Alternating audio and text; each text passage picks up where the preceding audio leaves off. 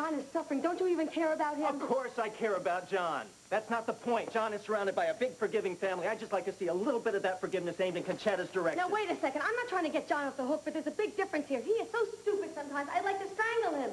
But the point is, he is my son. He is my flesh and blood. I don't even know this Conchetta person. If he weren't your son, you'd treat him as badly as Conchetta, huh? Why do you have such a bleeding heart for her? What about Lizzie? Don't you even care about her at all? I don't even really know Lizzie that well, but what I see is that the whole family adores Lizzie. Doesn't Conchetta deserve a little bit of that compassion?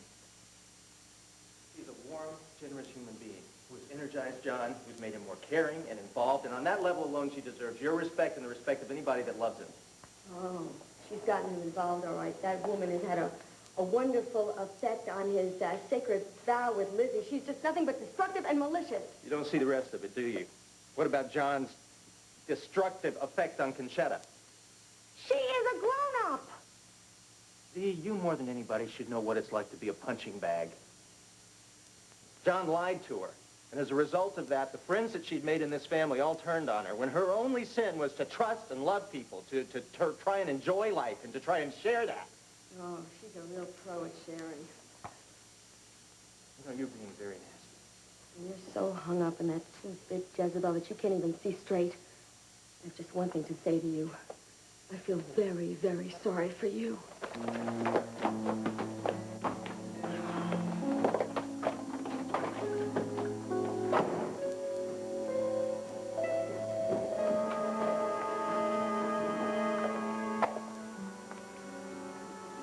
Thank you. You don't know how happy it makes me that you understand. Conchetta, all I want is for this whole nightmare to be behind us. Buenos dias, Mr. Ryan. Mr. Angelo. Ernesto? Hi, I guess you're ready to get that cast reset, huh? Yes, Tiempo, it's scratching, you know, it's itching, it's too much. Yes. Pat, I'll take care of it. Okay, I better put in an appearance upstairs, I guess. Well, Mr. Mechanic, let's see how that arm looks.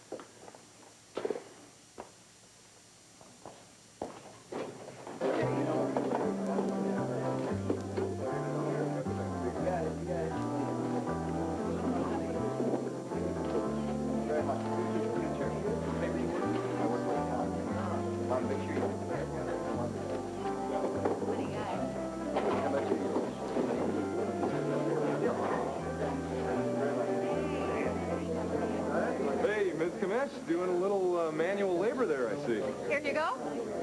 That'll be $5, please. Yeah. Oh, whoops. Lost it.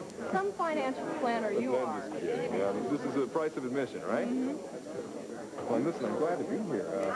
I guess your reunion with Jack went well. Of course, why shouldn't it?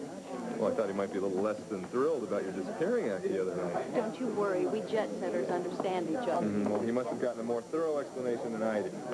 Look, do you remember that little cave at Spring Lake that you said was your place to get away from it all? You didn't fly to Iowa to hide in my cave. No, but I have my own refuge, so safe and secure that no one, not even Chaz Saybrook, can follow me. Uh-huh. And you're going on these little jaunts all by yourself? That's all you're getting out of me, bucko. But I do have a piece of information that you should know about. Ryan Hyde and her husband have split up. Apparently, he's already left New York. Why? Well, he blames her for the miscarriage. She couldn't handle it. Are you saying that he walked out on her after she lost the baby? Hard, huh? That jerk. Speak of the devil.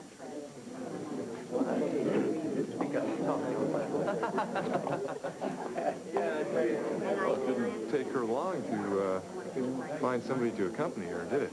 When did this happen? I haven't the slightest. I guess you got to move fast in this city, don't you? No, I really appreciate everything you've been doing to try and cheer me up. And I am looking forward to another dinner at the D'Angelo's, but I hope your Nana is more comfortable with it this time. Comfortable? Hey, don't worry about that. She's always like, Jack, hi. How you doing? What do you think? We got a hot political expose here or what? Oh, I don't know. I'm here for the entertainment. Hey, speaking of which, Ryan and I are going to be having dinner at my family's place tomorrow night. And Pops was saying that Finelli never called me up no more. You want to come? Well, I'd love to if Dom will have me. Oh, he'd love it. Yeah. Bring a date, too. All right, I will.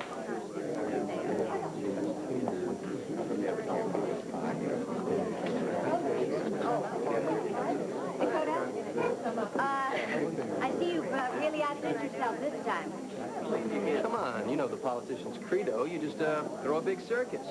Being married to Frank, I'm sure you know that. Well, the circus part you've got down pat. Hey, you know I have a lot of substance behind all this flash. How else do you think I got all these bigwigs in the county to back me? Guess who I just bagged the other day? Malachi Malone. Congratulations. So, what are your campaign plans from now until the election? Well, I don't really have any plans. The campaign's pretty much over. I figure all I have to do now is just coast right on in, huh? Dakota, I don't know if that's such a wise idea. Well, why not? Dakota, you should save that golden throat of yours for speech making. Besides, I don't think she'll want to hear about politics anyway after all those years of getting Frank elected and then watching him screw up and then get elected again.